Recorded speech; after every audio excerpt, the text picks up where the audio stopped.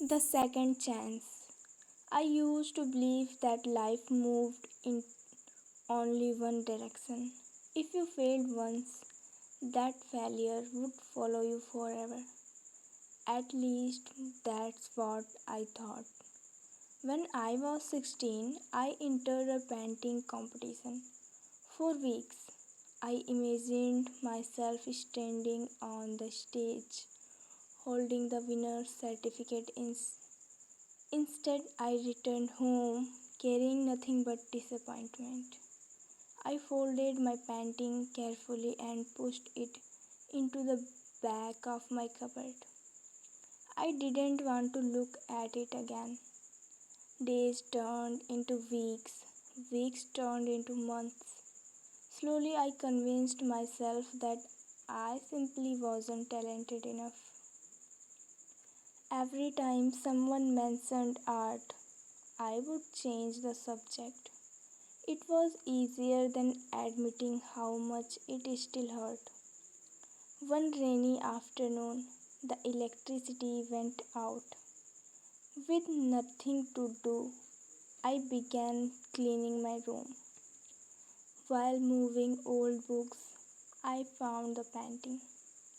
Dust covered the corners, but the colors were still bright.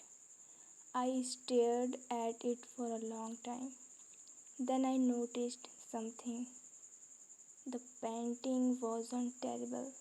It wasn't perfect either. It was simply unfinished. For the first time, I wondered if I had confused failure with incompletion. Those two words suddenly felt very different. The next morning, I bought a new set of brushes, not because I believed I would become an amazing artist overnight, but because I wanted to finish what fear had interrupted. Every evening after school, I painted for 1 hour. Some days were exhilarating.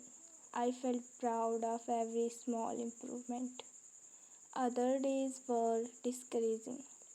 Nothing looked right.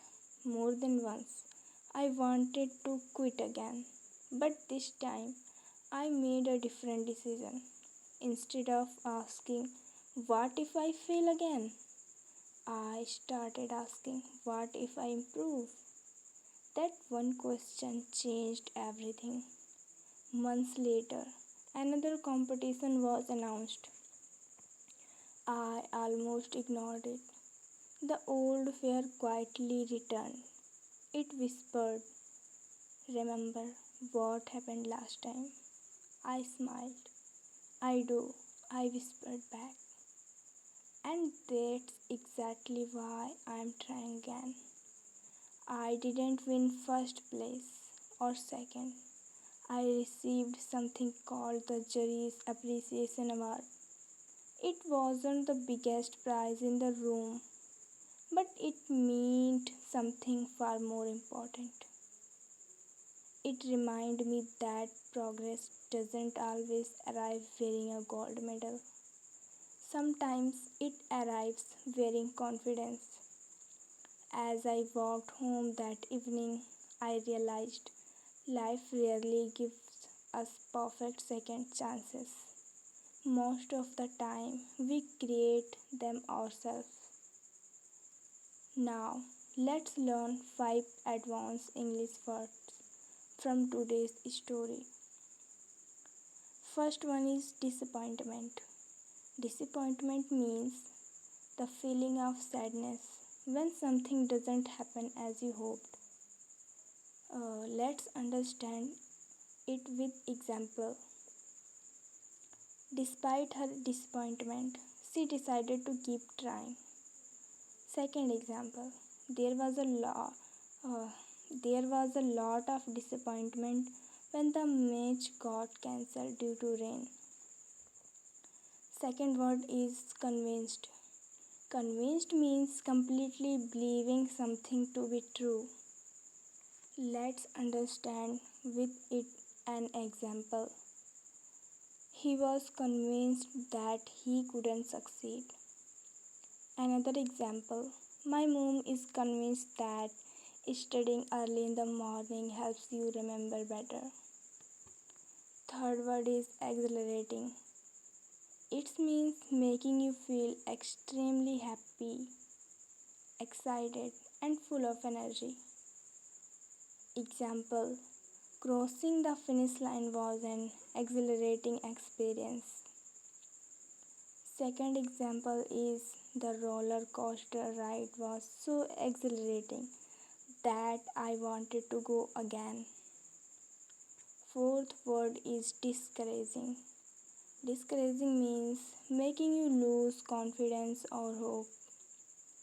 Example: the first few attempts were discouraging, but she continued.